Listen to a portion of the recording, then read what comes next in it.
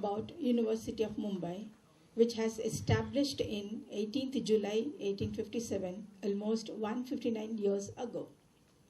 The profile of this university carved out in 159 years of its functioning attests to manifold achievements as the intellectual and moral powerhouse of the society. The university has always given its best to the country in general and to the city of Mumbai in particular by enthusiastically shouldering an overgrowing load of social values and opportunities. Initially, the university concentrated its efforts on controlling teaching at the undergraduate level and in conducting examinations. Later on, it took up research and task of imparting instructions of post-graduation courses. It has two main campuses at Vidyanagari and Fort. Also, the sub-centers at Ratnagiri, Thane and Kalyan with 60 university departments and institutes. There are 749 colleges have been affiliated under University of Mumbai. It has established its name in industrial and international collaborations and runs various professional courses. At national level, it has excelled in sports, cultural and outreach activities. National integration by the Maharana of Mewar Foundation. In 2014, he was named on the prestigious Executive Council of the Union Ministry of Home Affairs as National Foundation for Communal Harmony. 11 years, retiring from the Indian team only in 2009. A prolific speaker, he has lectured on leadership, gender equality and Indian cinema at Oxford Festival, where eminent personalities like Satyajit Ray himself and Govind Nahalani have also spoken on the same subject. So we're really lucky to have him here with us the whole morning. Thank you.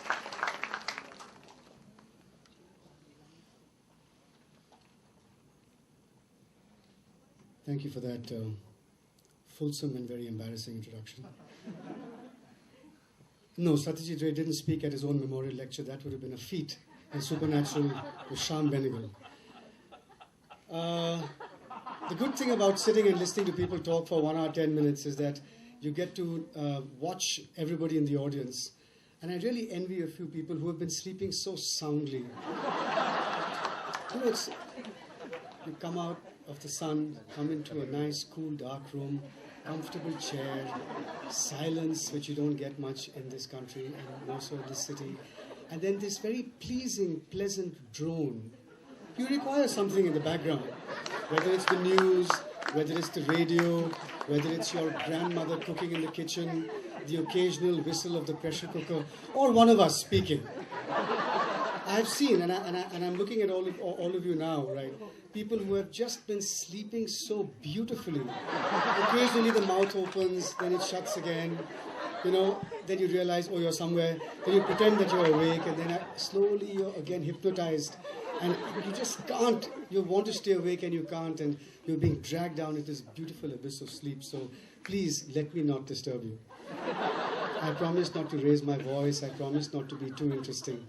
I'll just keep this tone the whole way through, and I hope you can catch another 80 or 120 wings.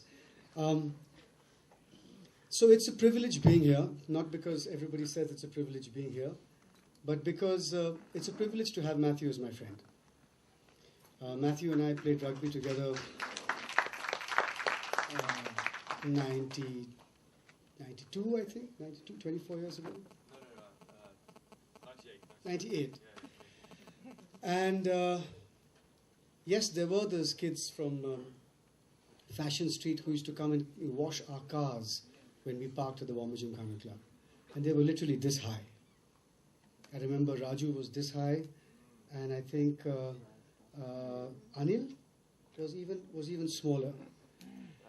And at the time, 5 rupees was a princely amount, I suppose. So I used to give them $5 only because it wasn't about the car; it was about the kids.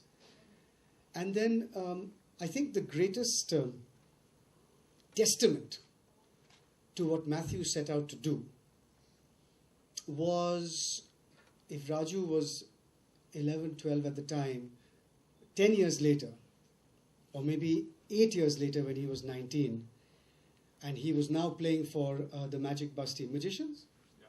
the Magic Bus team at the Bombay Gym. And at the time, he used to call me Saab, Gaadi Dhona hai Saab. And 8 years later, he tackled me on the field and said, Rahul, are you okay? And I said, yeah.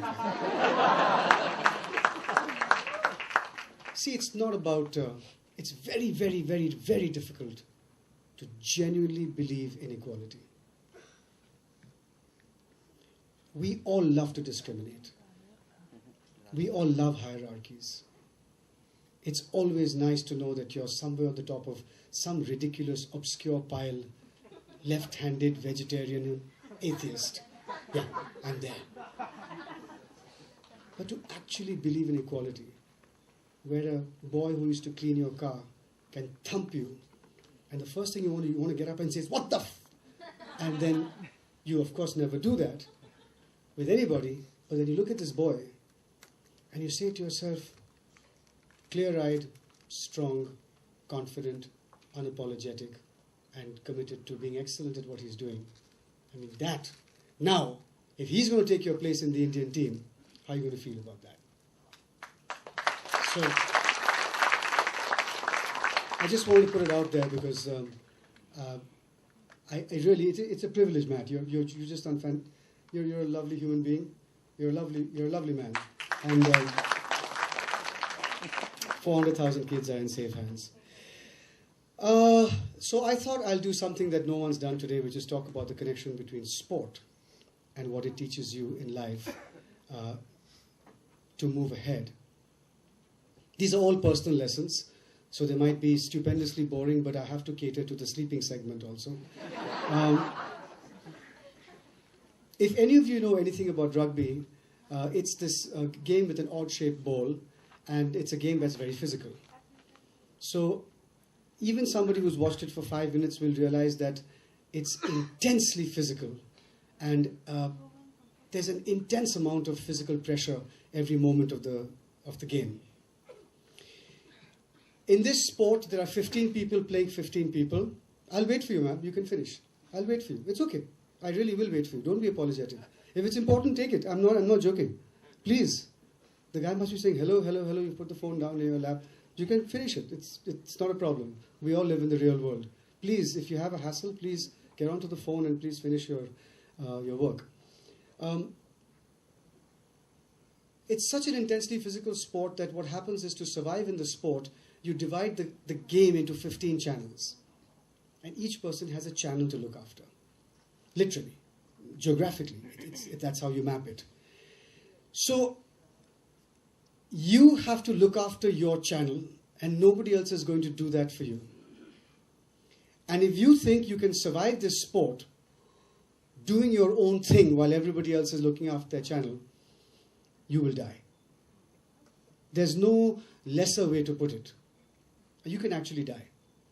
And there have been many times in my early years of my career when out of arrogance and athleticism I thought I could go anywhere and do anything. And I've often faced grievous injury 2 feet away from me till a body comes hurling himself between me and mad pain. And it's one of my teammates who's saving my ass at the last moment. So the first thing that this sport taught me was, in life you can do nothing alone. If you think you've done something alone, you are an absolute fool. Because you got up and you ate food cooked by someone. You got up and you put on the shower and the water had been purified by someone for you to bathe in. There's nothing that we do alone in this world.